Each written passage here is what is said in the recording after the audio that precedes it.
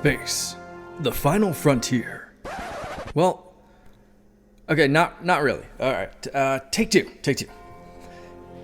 Here in the Mitten State, welcome to Code 47, bringing you all things Star Trek, spanning the quadrants, the best thing since the neutral zone.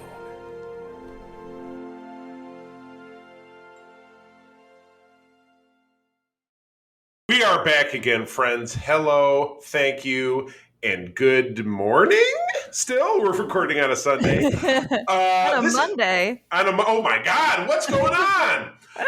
This is episode 73 of the Code 47 podcast on the Secret Friends Unite podcasting network. It's a somber occasion today. This is going to be my last episode until October with my awesome co-host. That would be Katie Q. Katie, good Monday to you. Hi, I'm just leaving for a little while so then you can miss me for a little bit. I don't want you to get sick of me and then kick me off. She will return, but her explicit objections to the fact that we're going to start talking about Star Trek Enterprise is why she's running away. No, I'm just kidding. That's 100% legit. I'm not going anywhere near that show. Wouldn't touch it with a 10-meter cattle prod. Anyway, as usual, I am Charlie Carden, your host, the Trek Lord of West Michigan, captain of the USS Grand Petoskey, a chapter of the International Star Trek Fan Club. Again, coming to you with some serious ass Star Trek, and we got 2 episodes of Strange New Worlds to talk about, and then we're going to finish Deep Space Nine with some of the finest early episodes of that series, in my opinion, including 3 that are incredibly pivotal to the series in general, and to Star Trek in general. So I can't wait to get to that. But first and foremost, we do have, again, 2 episodes of what I'm considering to be maybe the best, in my opinion, the best of what we've had of New Trek. I mean, I know that, Katie, you're very heavy into Discovery. You love it, but this show has absolutely captured my heart and mind. And it's not just because of the star and the fact that I'm working my ass off to look like him, fitness-wise. But let's kick it off talking about episode 3, Ghost of Illyria. Katie, go for it. Yeah, the USS Enterprise encounters a contagion that ravages the ship. One by one, the entire crew is incapacitated except for number 1, Unachin Riley. I'm not sure if I'm saying that right.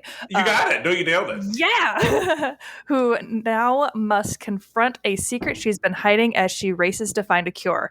Loved it 100%. And as you said, I am a Discovery baby. I love that show. But this show, I was very excited. Like, it was one of the first times I was like, all right, just watched episode 3. And then I was like, okay, we're doing 2 episodes. That means I get to watch episode 4. Wait, where's episode 4? Wait, that means I have to wait for it to come out. No. I know. Contrary to the Netflix model where they just kind of drop everything on you. But, the thing is, I mean, I love this episode too, without a doubt. The thing that I really love about this series is 2 things. A, it's a spinoff that's not a spin-off because it's also a sequel to an episode very Star Trek or was it very Star Trek fashion? It's very like timey-wimey, widdly-wobbly to steal some Doctor Who references. Exactly correct. But they absolutely do everything right. And one of the things that both in this episode and then the episode that we're going to talk about to follow is they take a series of not only Star Trek tropes, but also sci-fi tropes in general, and they find a way to make them great and new again. Like the race against the clock to solve the virus that the crew is infected and one person's trying to figure it out. That's been done in TOS, TNG, DS9. There's always something. It's a sci-fi / just overall drama trope, but they nail it. They take it in a way in this episode that reveals something about a heritage character that you never would have suspected that she is human / humanoid, but she has this deep dark secret that she's genetically engineered, just like Dr. Bashir had the deep dark secret that he was genetically engineered. And the fact that Lon is genetically engineered, even though it's more commonly known, and because it's an ancestor, it's really not that big of a deal. It's not like she's genetically enhanced. So this is great. Again, it tackles that prejudice, and it's funny because we decided to slam through all the Jurassic Park / Jurassic World movies because that movie's coming up. And it's the same thing. It's the argument, natural law and blah, blah, blah, messing with the this thing and that thing, whatever it is. But confronting, obviously one of the last real prejudices that is held by not only Earthers, but by the Federation in general. I Right. think this episode really nails it. That's a significant portion. Spock and Pike being stranded on the surface, and like the colonists are actually the wisp of light. Again, it's been done before, but it's cool and it's mysterious. But we're not like, oh, this is now going to play out over the next 17 episodes, like the way that other series in this more modern era, Discovery, to Yeah. its pluses and minuses. Maybe they do it right, maybe they do it wrong.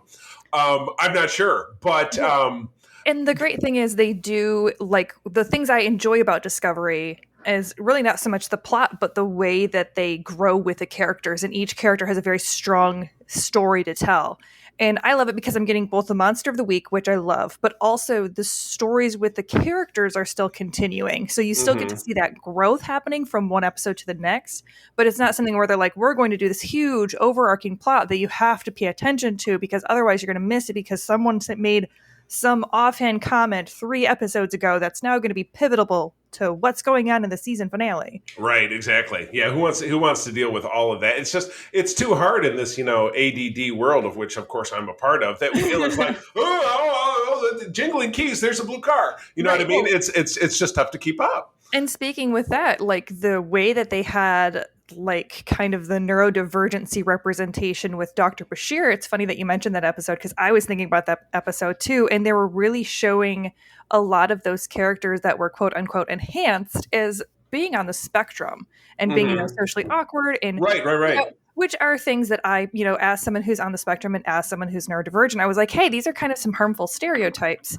And it was really great to see them readdress that kind of trope without having it be something where they're like, oh, well, they're just quirky and weird and they don't understand society because they're super smart and eclectic. Right. So I really enjoyed that part too. Right. Yeah. Too much of a stereotype. But again, that's not really what Star Trek is all about, which is what I think makes it very special. It always confounds me when you have, MAGA hat types who say they're into Star Trek, but then hate all the diversity. It's like, oh, when did Star Trek get woke? There was some article from Fox News or one of those places going around like, oh, Star Trek goes into the woke frontier. I'm like, have you watched the show since 1966? Right. And that I don't understand it either because I'm like, this has been going on for a while, folks. You can try to say that they're now cramming it down your throat. I'm like, no, they're just telling more diverse stories. Like, right, exactly. They're actually taking time to stick with the characters. And that's what's making it interesting. Exactly correct. So I absolutely adore it. And then shifting into the next episode, we have I'm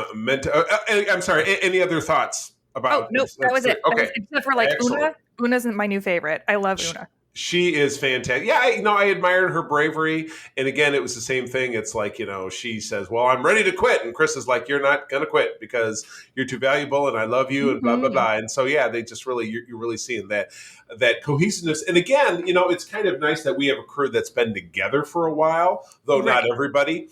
One thing about this episode and the next episode, and then certainly the ones that follow, the ranking discrepancies, the rank discrepancies between the characters drive me nuts. Spock wears the braid of a lieutenant commander. He's referred to as Lieutenant Spock. You have Nurse Chapel, who's wearing the braid of a full commander, but in the original series, she was a nurse and a lieutenant. So I'm hoping they did the same kind of thing in Voyager in the first 10 or 15 episodes. Tuvok wore the wrong rank. Paris wore the wrong rank. I'm hoping they maybe course correct in some fashion because it's driving me nuts. It's just driving me nuts because I'm a costumer and I love uniforms. So I just, it's a minor thing that no one else ever would care about, but it's my show, so I'm whining about it in my own way.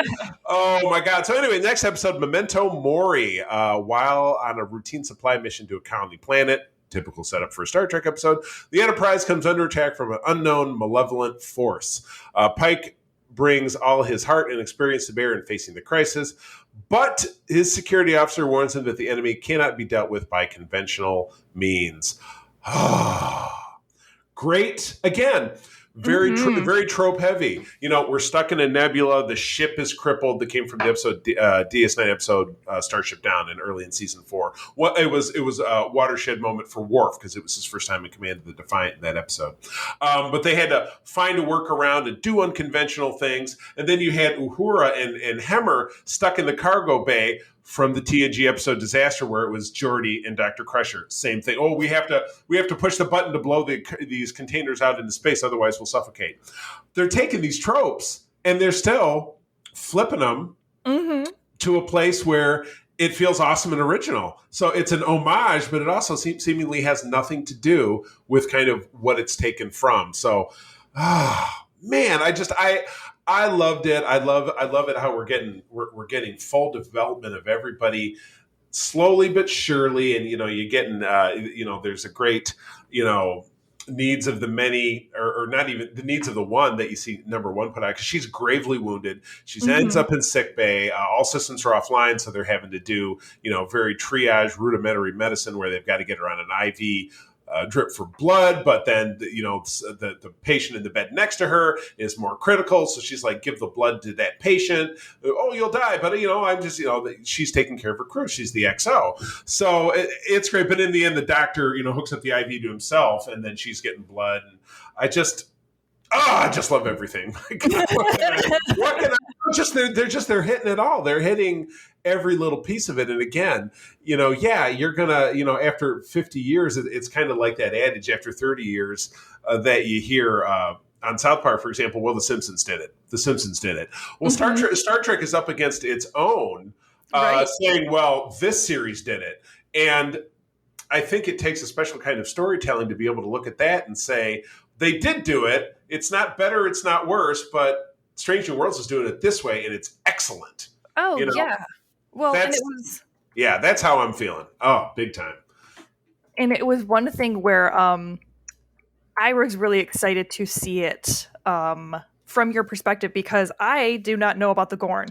Right. I had no idea who they were, what was going on. The Gorn they've had 2 appearances. Yeah. The first of which was in the classic arena, and Kirk fights the Gorn, and it launched 1,000 memes. And the second appearance was in an episode of Enterprise, so you'll never see it. But it was in a weird episode that was told in the Mirror Universe. It was a 2-parter and told in the Mirror Universe with the Enterprise crew, and the Gorn found their way into that episode. But because it was produced in 2005, the Gorn was now CGI, so it's basically a Velociraptor in clothes, as opposed. That's kind of what I was getting from it. But one thing that I really liked is that they made them very, very scary. Yes. Like, it felt like a very real threat. And I was like, this is the way that I feel like they wanted the Klingons to feel like, or they want this was a very predatory, aggressive race.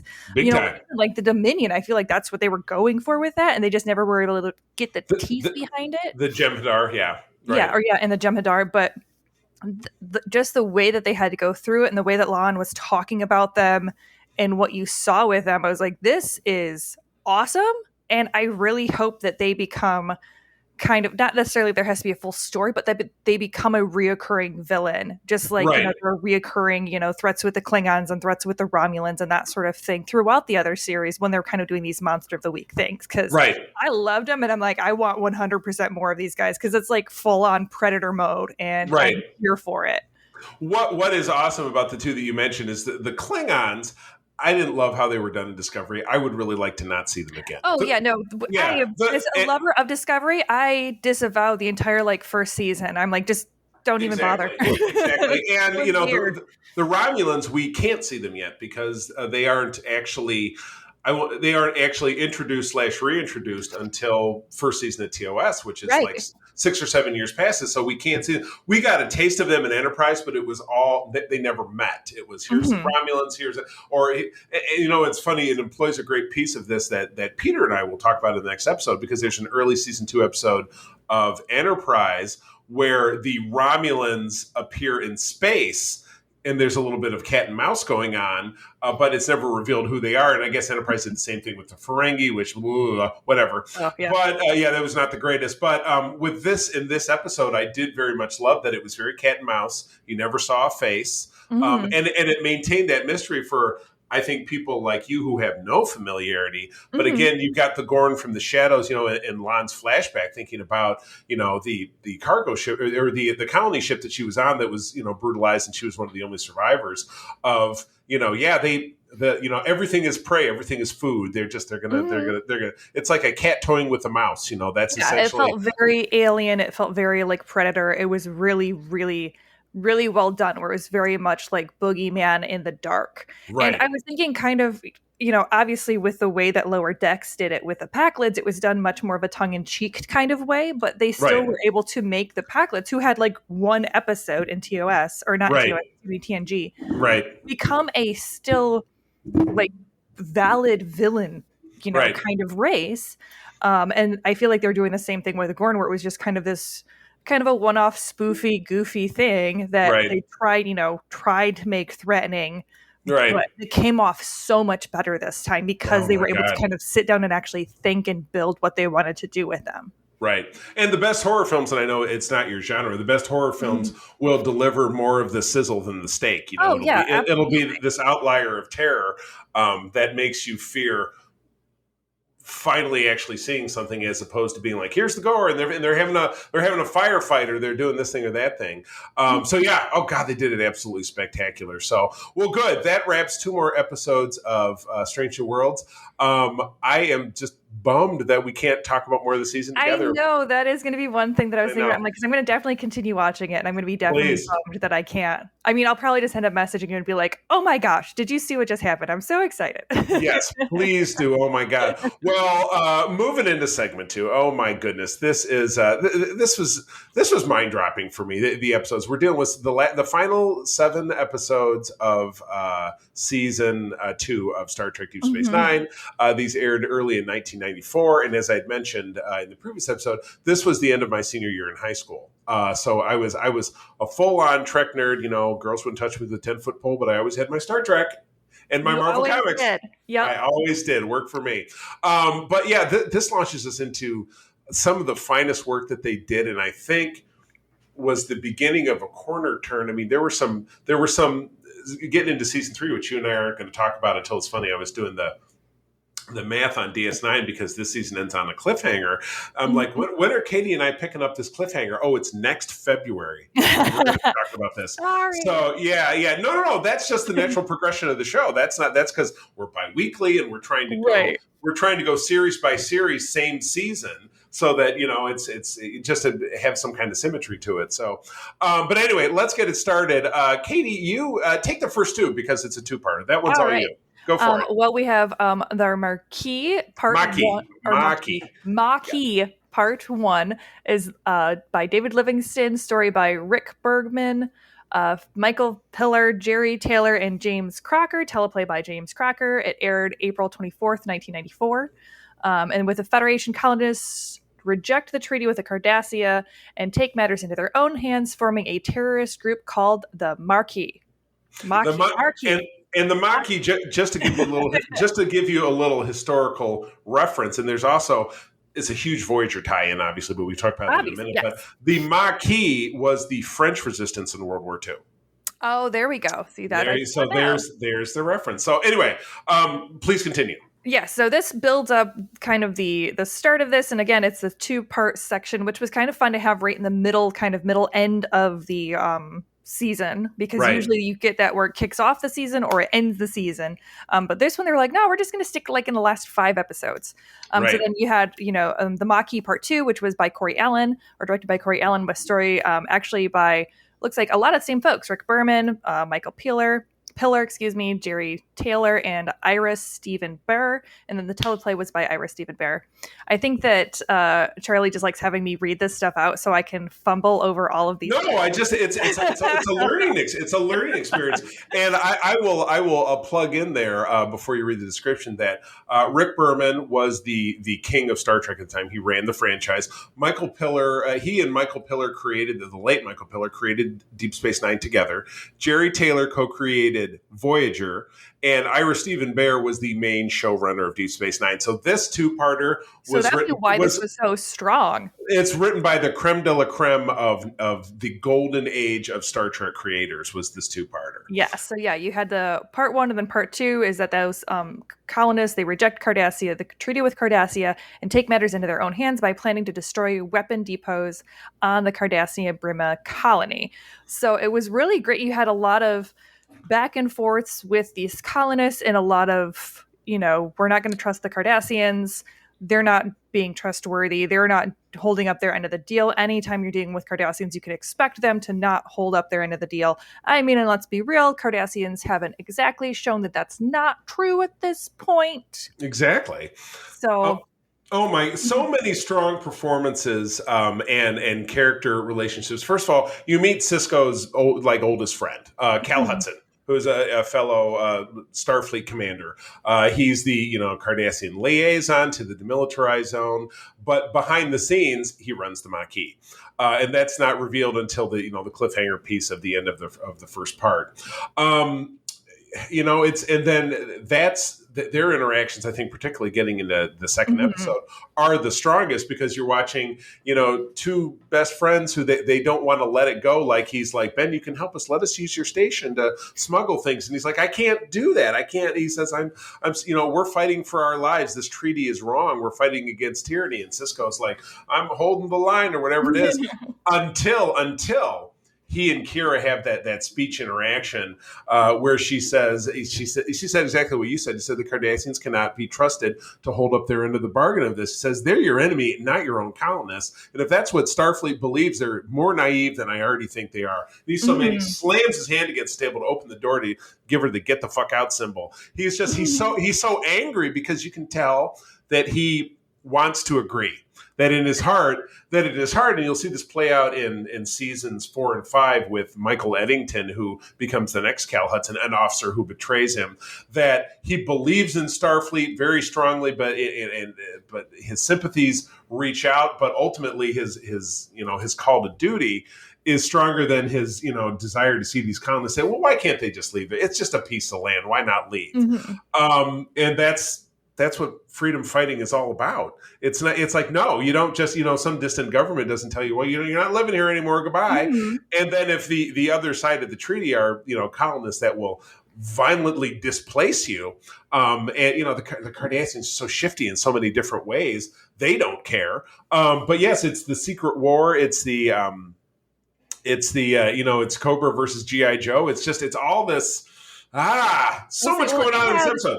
It had a lot of with Sisko and his former friend. It had a lot of kind of like almost Professor Xavier Magneto vibes, right? And they're like having these huge philosophical discussions about duty and doing what is right, even if it's going against the law or going against what you're supposed to be standing for, and how do the ethics and morality and context matters.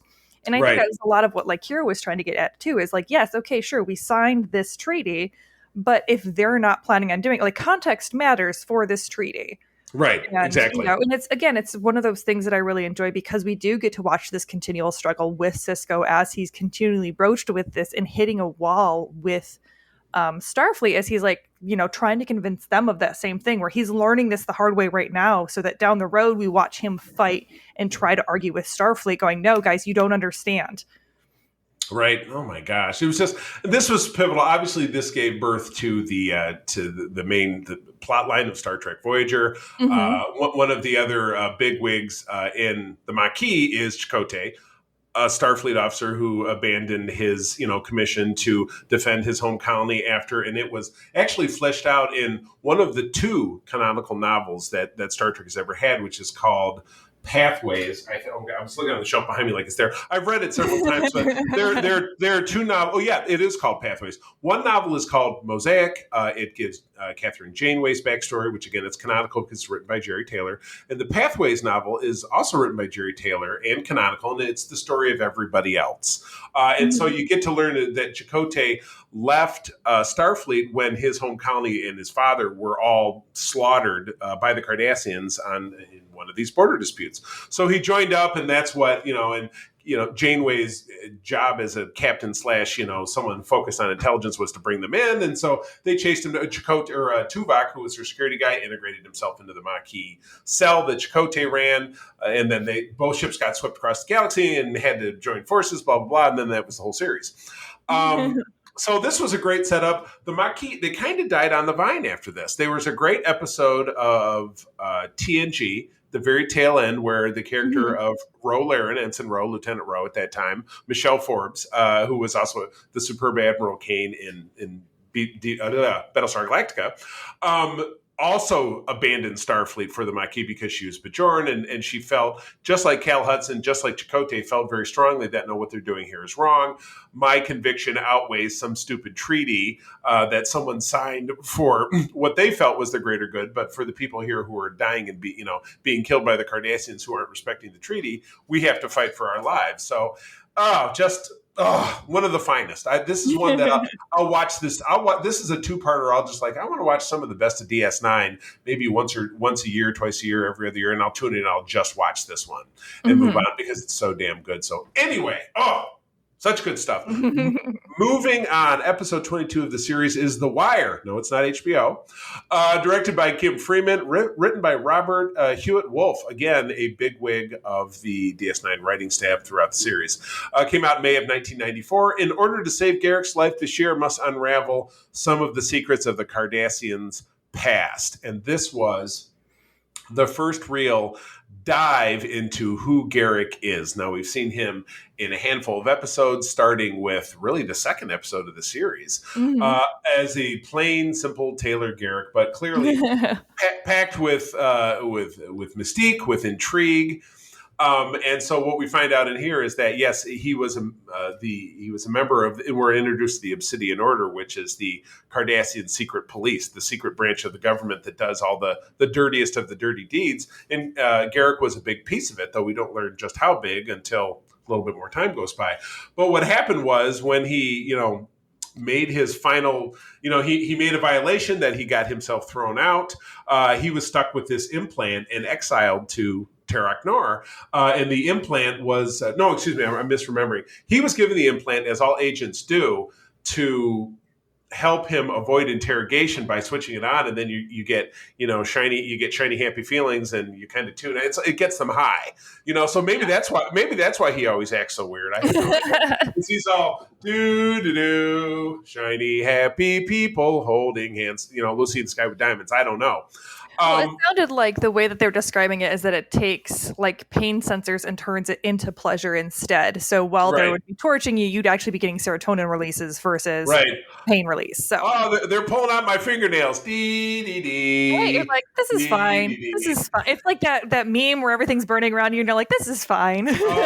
You just named the episode. This is fine. Oh my gosh. Oh my goodness. But what basically happened is, Garrick's life living on the station sucks so much. He just turns the thing on and just leaves it. Well, eventually it starts to burn out. It's destroying his physiology. So Bashir has to find a way to remove it, replicate it, and Garrick, lashes out against him. And, they obviously, while he's going through withdrawals after he removes the device, so Bashir has to then venture to Cardassia, where we meet the even more enigmatic Inabran Tain, and I will not talk too much about what the connection between he and Garrick is, but Tain is able to help him, and ultimately, in typical sitcom fashion, at the end of it, he's fine. But we've learned so much, and it opens the door to so much more. And I think so much and so little at the same time in true Garrick fashion. I think this is the episode where Garrick says, believe everything, and he says, even the lies, especially the lies. Yes, totally. Well, and excellent. I don't know if it was this episode or if it was the one that we watched earlier where Bashir asked him if he was a traitor. How could he be an exile and a spy? And he goes, well, why not both? And Bashir laughs at him. And I'm like, he literally just told you the thing. He literally just told you. Literally. Literally. And that's the thing I love about Garrick, though, is that he is, I could have an entire spinoff series with just Garrick. He is wonderful. One of my favorites by far. The guy who plays him is wonderful. And Andy Robinson. Oh my God, yes. Oh, absolutely. I remember the first time I was watching through the season and this episode popped up. I absolutely loved it just because, again, I love Garrick and I wanted to know more immediately because there's so many everything he says is a puzzle. And so you just have to try to figure it out. And it's one of the great things. And I just felt like a lot of times I was like, Bashir, shut up and just listen to him instead of trying to take that face value. He's not telling the truth. That there's a double-edged meaning there. Right. Take your notes and later compare your notes and get Yes, yourself exactly. get yourself a vision board. I'm like, Garrick. aren't you supposed to be a super genius? You should be able to figure this stuff out. Oh my God, Garrick Vision Board. Now the name of the episode. Yes, Gary Vision Board. Oh my gosh. Oh, all right. So the next one is you. So go for it. Okay, that is Crossover by David Livingston. Story by Peter Allen Fields, teleplay by Peter Allen Fields and Michael Piller. Aired on May 15th of 1994. Kira and Bashir accidentally cross into the Mirror universe, where a Klingon Cardassian alliance rules the Terrans and are slaves on the station. A century before, James T. Kirk had made a similar crossover affecting humans and galactic history. Oh my God. This was one that set in motion so much that followed. It's just it was so great.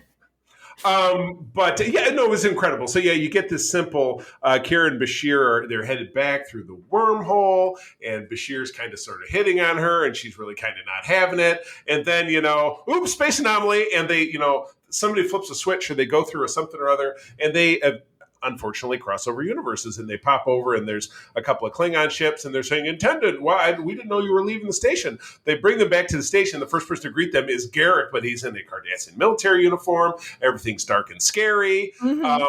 And yet you're getting, there had been countless non-canonical mirrors, so we probably count them. There have been a number of non-canonical mirror universe stories. There was in the first DC Comics Star Trek series that came out in the 80s. They did one there that was just, they picked up where the old one left off, and it was very bland and generic, but so was that entire series. They did a novel based around TNG. And they kind of took it as, well, Starfleet's still around, and they never considered that. What if it was the other way around? What if Spock came along, or what if the goateed bad Spock followed through with what he said at the end of the original TOS episode? Is that one you've seen? Oh no, but I know the. No.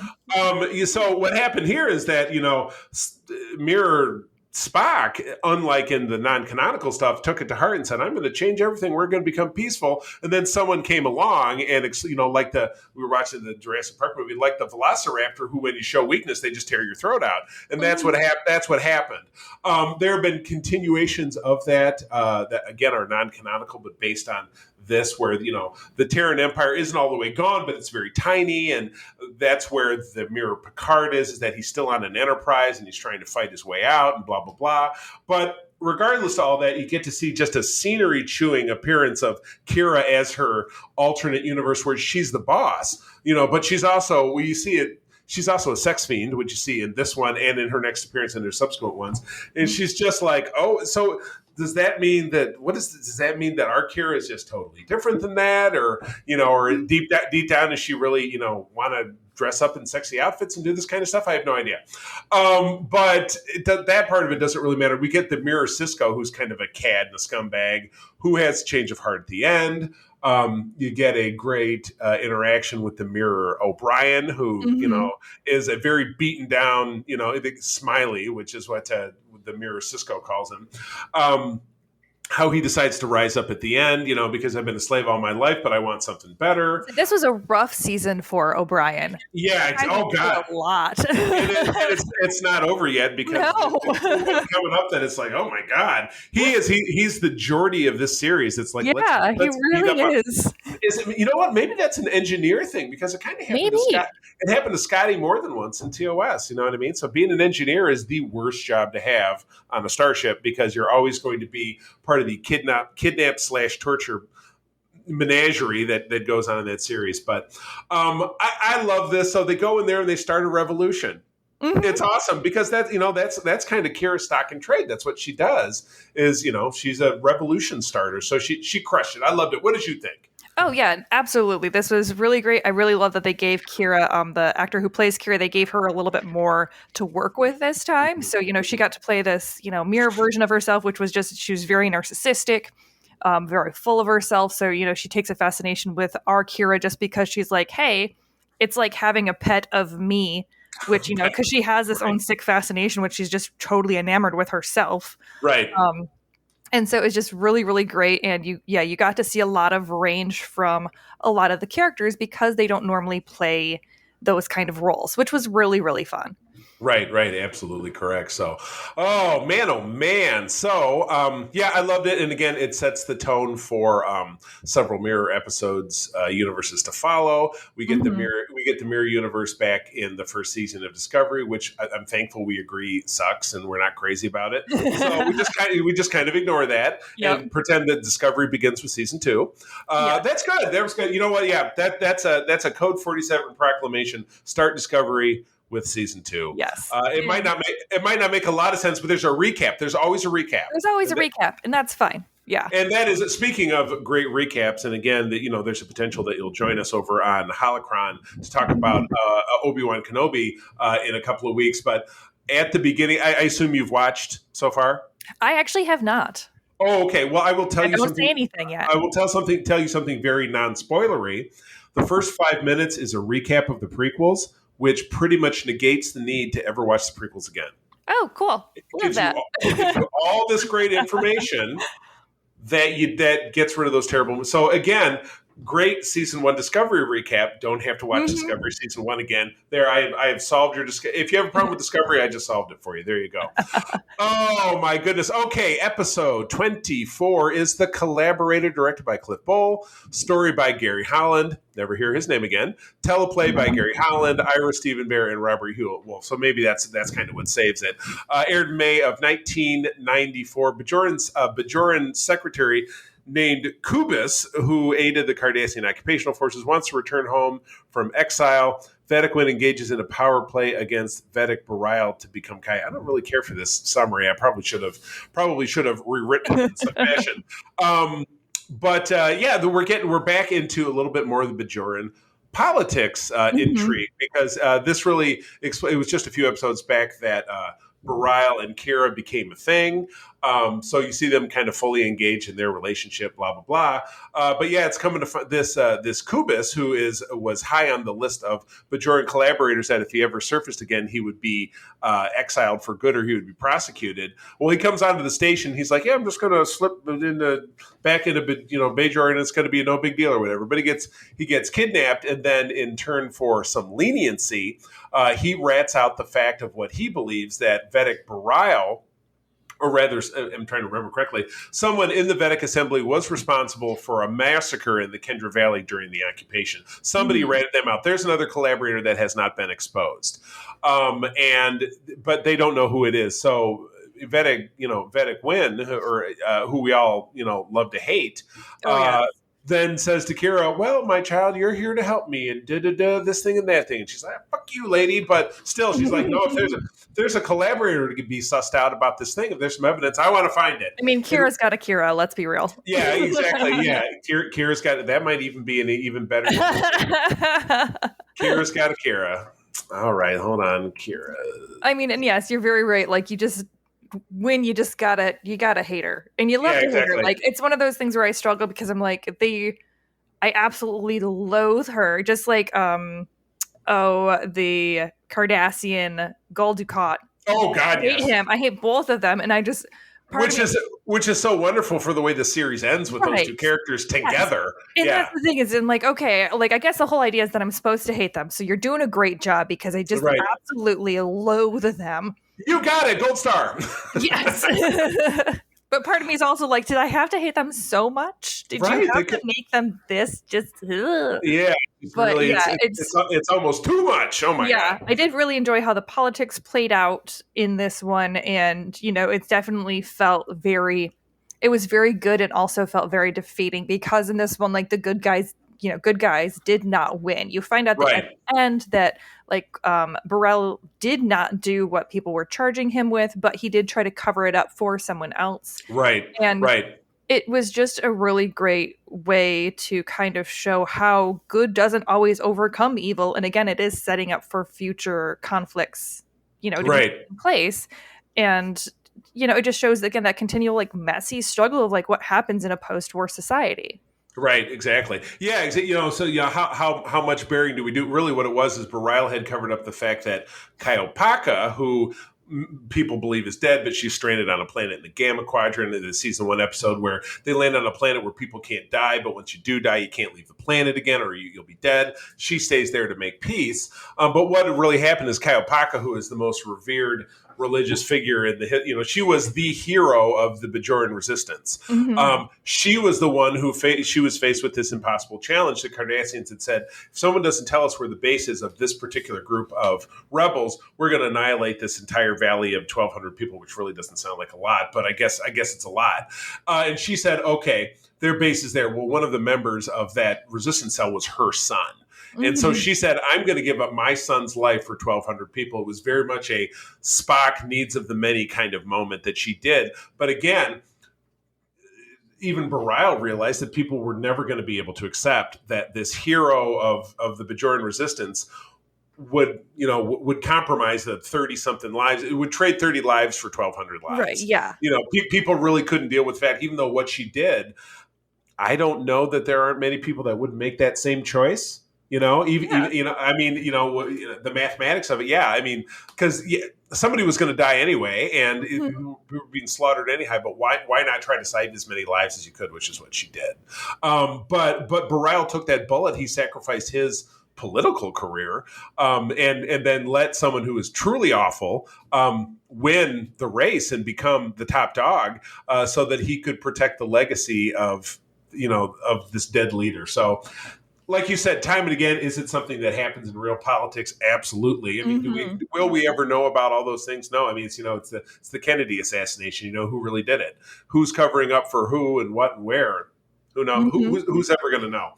Anyway, getting back into talking about the trials of being a Starfleet engineer. Yes. That would be episode 25, penultimate episode of the season, Tribunal, directed by Avery Brooks. So this was the first time I think a cast member directed an episode, though it would not be the last.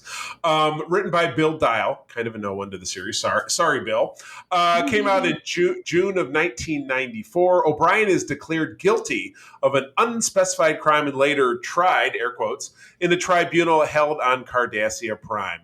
Wow, the Cardassian justice system. So when someone is snatched for a crime on Cardassia, there is a phony baloney show trial, and the guilt, the verdict. Now this was actually described to us in the Maquis episode. We didn't even really talk about the Cisco and Gul Dukat thing that ran throughout that episode, but we learned a lot about kind of Cardassian politics and stuff at that time. Is that with the Cardassian justice system, when someone is snagged for a crime, there is no guilty until proven innocent. You are simply guilty. There's a show trial because the people demand it. They love seeing the justice process trotted out.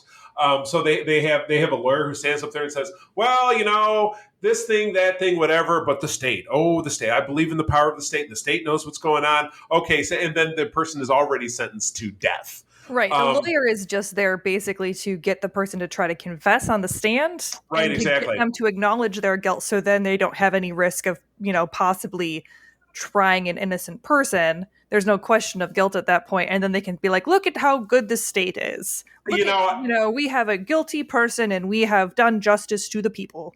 I have a potential revision for the name of the episode, but I don't want to do it because it's so corny. Keeping Up with the Cardassians, because it's reality TV. You have to at that point. Okay, but it's so corny. We live for that. Come on. Okay, Cardassians. Oh my goodness. But yeah, no, that's exactly what it is. It's super phony baloney. So anyway, what's going on is that, just for a quick framework, O'Brien and Keiko are going on a little holiday, just the two of them. And their runabout gets stopped in the middle of wherever. And they say, yeah, we've got proof that you're smuggling weapons, so you're coming with us, yoink. And they just grab him. And they get up. So what happens is, as O'Brien is leaving the station, he bumps into, an old Starfleet buddy who's retired. He's like, Raymond Boone, dude, I'm glad to see you. He said, we were on Setlet 3 together, which was really detailed, as that was one of the last engagements of that Cardassian War, which was probably 10 years before this. That was the real root of how much O'Brien despises Cardassians. And what this Raymond Boone guy, what we find out in the end of it is that he's really a Cardassian spy. He's not the real Raymond Boone. And he recorded O'Brien saying a bunch of stuff so he could duplicate his voice to get into the security locker to steal a bunch of photon torpedo warheads and frame O'Brien for it. And that's basically what happened. So that's kind of that's the big reveal at the end. But yeah, the keeping up with the Cardassians, blah, it's ridiculous. And it just further deepens the schism of how just truly horrible Cardassian society is in general. Well, and you see how fascism works in that sense. I mean, because they really are showing how a fascist state can keep people in line, where it is, we will give you this form of entertainment as long as you stay in line. And everyone, I mean, the Cardassians have to know deep down, you can be pulled away at any point and be taken for a crime, regardless of whether or not you committed it, and you will be put up for judgment. And there is no, there is nothing that's going to stop them at that point. Like, once you're taken, and that is the end of the line. So taken. Right. And so they do all of this stuff, and they have all of these procedures, not only just to show, the greatness of the state, but also to be like, this is what the state will do if you try to step out of line, because it comes down to the fact that, like, they obviously knew that O'Brien didn't do any of this stuff, but what they were really charging him for was they were pissed that he was bad talking Cardassians in a public setting. Exactly correct. So yeah, this is but again, poor O'Brien. You find out the Cardassian documentation process. So they strip you down naked, which I guess we saw that with Picard in the chain of command where he was tortured by that dude. There are five lights, that guy. So Cardassians are totally cool with nudity. I get other people's nudity, but yeah, they slap you down. They put you in a chair. They painfully scan your eyeball. They take a piece of your hair, and then they pull out a tooth. Yep, this is your first molars. Yeah, but they do that to everybody. That's like, oh, you've got your first molar and you're, 13 years old. Yoink! Yeah, they just, because it's got to go, it goes in a little 2-piece storage container, hair on the left, tooth on the right, and it gets filed because the Cardassians are bitch cakes about record keeping. They love having records of every little thing, and you see that in bits and pieces as the series goes on. But yeah, good stuff. The Enterprise gets a name drop in this episode, and this was just after the series finale. All Good Things was like 2 weeks before this, so that was kind of cool. And there's actually a very symbolic piece of the Enterprise in this last episode of the season. I think this one's you, so go for it. Yes. All right. The Jem'Hadar, written or directed by Kim Friedman and written by Ira Stephen Bear, aired June 12th of 1994. Sisko, Jake, Nog, and Quark go camping on a Gamma Quadrant world. Sisko and Quark are captured by mysterious soldiers called the Jem'Hadar and meet a force, the Dominion, to rival the Federation. Oh, we finally get our Dominion drop, which was great. Yes. I did find the weirdness with Quark, where he was like, we're better than humans, and we're, where he's like complaining the entire time. And I'm like, I don't know where he was exactly supposed to fit into this episode and what line they were trying to follow with him, but everything else I absolutely loved. Right, yeah. Quark is, is like, we've not had genocide in concentration camps. I'm like, you have a society that is completely based on capitalism that completely makes women beyond a second-class citizen. That you right, and like you literally, you're not allowed to leave the house or wear clothes. That is slavery. So yeah, I don't know. I think he picked quite a hill to die on here, but yeah, you're right. It's very much kind of a throwaway, and I guess potentially they're trying to create some kind of contrast within Sisko, like, well, I'm Federation, we believe in everybody, but we don't like Ferengi. It could be you're just an asshole, Quark. I mean, like, that's also, I'm like, because I love Nog, and I love Nog's uncle or Nog's Rom. Yeah, both of those guys are great. I think that their mom is awesome. Moogie, absolutely. Yeah, Moogie's fantastic. I'm like, Quark, I think you're just kind of a dick. Right, exactly. So it's like someone who said, oh, you're racist against, I've had someone say that to me once or twice. Yes. Who's like, oh, you're racist against blah, blah. I'm thinking, I'm not. You're an asshole, and I'm going to treat you the way you treat me. It kind of felt like a lot of the conservative extremist arguments of like, Right. well, if you're being intolerant of me, and I'm like, no, you're homophobic. I don't have to put up with that.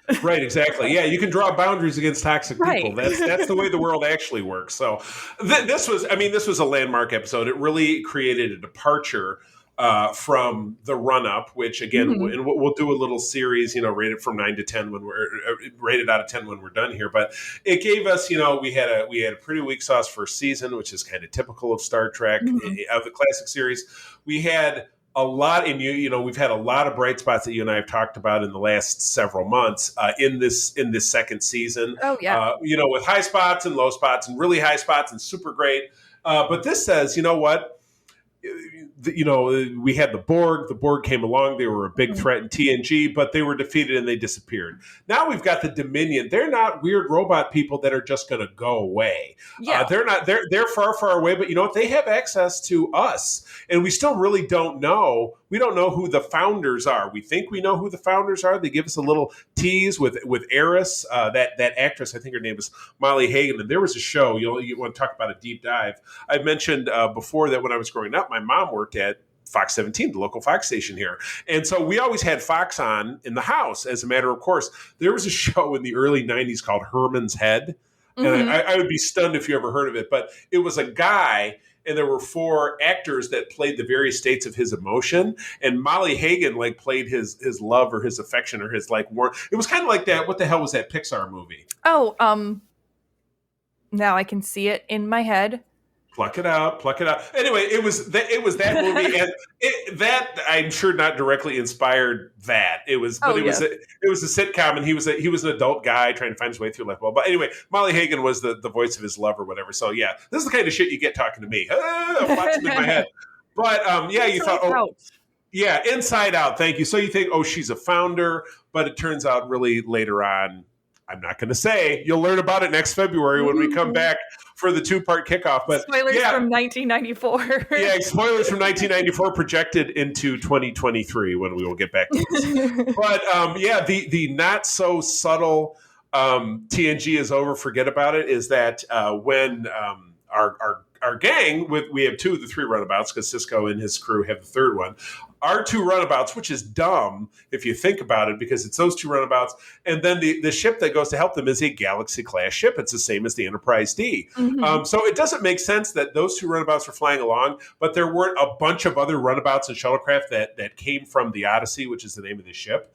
So they have this pitch battle with a couple of different Jem'Hadar fighters, one of which does a suicide run into the Odyssey, destroying both ships. So it's like, you like TNG, fuck you, TNG is over. We just blew up the Enterprise. I mean, even when the Enterprise D crashes in Star Trek Generations, which came out the holiday season of 1994, so 6 months after this, I mean, half of the Enterprise blew up, but the other half of it crashed, and this just kaboom! Yeah, it's gone. They at least had said that, we're going to offload non-essential personnel before we go. So it wasn't that a whole 1,000 people died, but probably at least 300 or 400 people died in that explosion. So, but yeah, I thought that was really heavy-handed. Like, you like TNG? It's like the stepdad. Well, I'm your dad now. Deep Space Nine is your dad now. I mean, in all fairness, I didn't know that was the week after TNG ended. So I was just like, wow, them Jem'Hadar, they are crazy.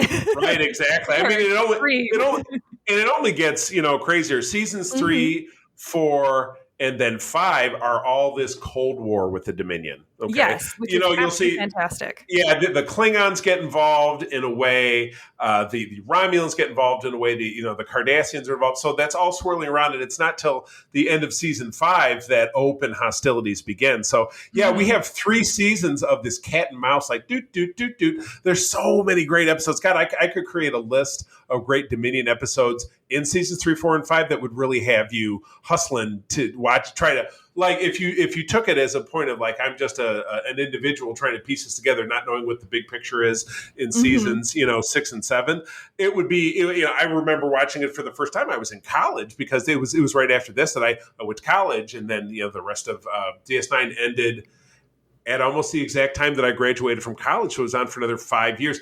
So that's really weird to me that the parallels, because TNG, beginning of middle school, end of high school. This was. my senior year of high school through the end of college. Yeah. It's just really weird to me. Oh my gosh. Oh, and then Voyager ended. Well, yeah. Then there's less exciting parallels. But anyway, okay. So 1 to 10, season 2. Favorite episode, least favorite episode. Well, now I'm gonna have to go back and think about all of the episodes. Okay, just give just to, yeah. just I would rate it probably like a 7. I think. Yeah, okay. I think it's because it is very strong. I mean, it's not like my favorite. I think that it does get a little bit stronger in the later episodes or later seasons. But I'm saying it's a 7. Like I think it ended on a really solid note. There was a cliffhanger, but not like a crazy cliffhanger, like Picard and the Borg type. Right. Yes. Yeah. It wasn't like, oh my God, what are we gonna do? Yeah, it definitely left you wanting more, but it felt very solid. Like they were definitely going somewhere with it. So I would say, yeah, solid 7 out of 10. Gotcha. Okay, favorite episode. This is gonna be so tough. All right, I'm gonna let you go first because I'm actually gonna go look up the episodes. Oh my God! You can't expect me to remember the episode names. That's very true. But even if you just throw a plot line out, I can help you match it up. But it's a tie, almost a 3-way tie between the Circle 3-parter that kicked off the season, Fair. the Maquis, and then this Jem'Hadar episode, because they all. Where the Circle didn't drive things as much as those other two did, it was the first 3-parter in Star Trek history, and it was a great, solid mystery that I think really gave great character development to more than one character, Kira in particular. Yeah, that's fair. I would also have to pull up a list to figure out what my least favorite is, but why don't you do I know which one my favorite is. It's the one with the Ferengi who pretends to be a man. Oh, okay. With Peck? Pell. Yes. His name was Pell. Yes. I think that would probably be my favorite. And then I think maybe my least favorite was the one with the betting system. Whereas like the Rivals with the Chris Sarandon was a guest star. Yeah, like that one was just like, it was fun, but it was just like, meh. Like, yeah. Also, we're picking off of like a really solid list of shows. So it's not like we're TNG season 2 where I was like immediately knew I was like, that was a horrible episode. Oh, and anything and everything that went with, Dr. Pulaski. I will probably have to agree with the Rivals episode being the weakest because it had there were no stakes. And at the end of it, it was there were a few that were, like, the B story was like flat or whatever it is. But yeah, there was nothing in the take it back. The weird one where Cisco fell in love with a gal in like 2 days where she was projecting her. That was my least favorite episode because that one was just, I'm like, you've known her, you've met her twice. What are you doing? I totally love her or whatever. That's a solid comparison between the two. Yeah, on the anniversary of my wife's death. Which the date was wrong. I'm gonna meet some rando on the on the promenade. Be like, never baby, mind. I love you. I haven't had sex in 3 years. I love you. Oh God. Oh my goodness. Oh well. With that, we're gonna bring this to a very tearful goodbye. Katie leaving us temporary until we come back. We'll be coming back around to Voyager season 2 in October. So. My goodness. Well, Katie, this has been spectacular. You have been, I was just telling somebody earlier today, probably don't let anybody hear this, even though I'm saying it, probably my favorite collaborator that I've worked with on the show. Thank you. You and I we have a connection. I think we work very well together. So, that being said, Peter is coming back on. Peter's a great guy. He's a little bit. He balances my high energy to a little bit of a lower. I say maybe don't let Peter know. I mean, you're putting this out. You should maybe cut that part where you said that I'm your favorite collaborator as you're getting Peter to come back on. he's totally tied. Peter is great. I will give Peter credit because when this show kind of fell apart because my 2 previous hosts bounced on me, Peter was the guy who stepped in and helped me keep it going. So I'm eternally grateful. So, Katie, and I'm looking forward to your photography exhibition in a couple of weeks here. It's going to be awesome. Super excited. You got it. And with that, we will. I will toss you out for your last outro. So go for it. Yes, you can always find us online at secretfriendsunite.com. And for all of our episodes, additional content, and bios of all of our SFU network stars, you can hit us up at Secret Friends U at C3 or at the C3, and that's CEE3 spelled out, and at Q_T Geek on Twitter, and let us know what you're enjoying about the Trek world. You can also subscribe to our YouTube channel and visit us on TeePublic for all kinds of swag. Totally awesome. And always for more information about Starfleet International, please visit Grant Poteski on Facebook, Instagram, and Twitter. Friends, as always, thank you for joining us. Katie, I will see you in the thereafter. Live long and prosper. I'm going to tell you that sharing is caring and to keep on trekking. And wherever you go, go boldly. This podcast is part of the Secret Friends Unite podcasting network. Visit secretfriendsunite.com for more great shows, articles, news, reviews, and more. Secret Friends Unite podcasts are available on Apple, Google, Spotify, and other podcast services around the world. If you'd like to be part of the conversation, you can join us on Facebook or our new Discord server, or follow at Secret Friends U on Twitter. Please subscribe to Secret Friends Unite on YouTube and visit our merch store at tpublic.com. Just search Secret Friends Unite. Thanks for listening.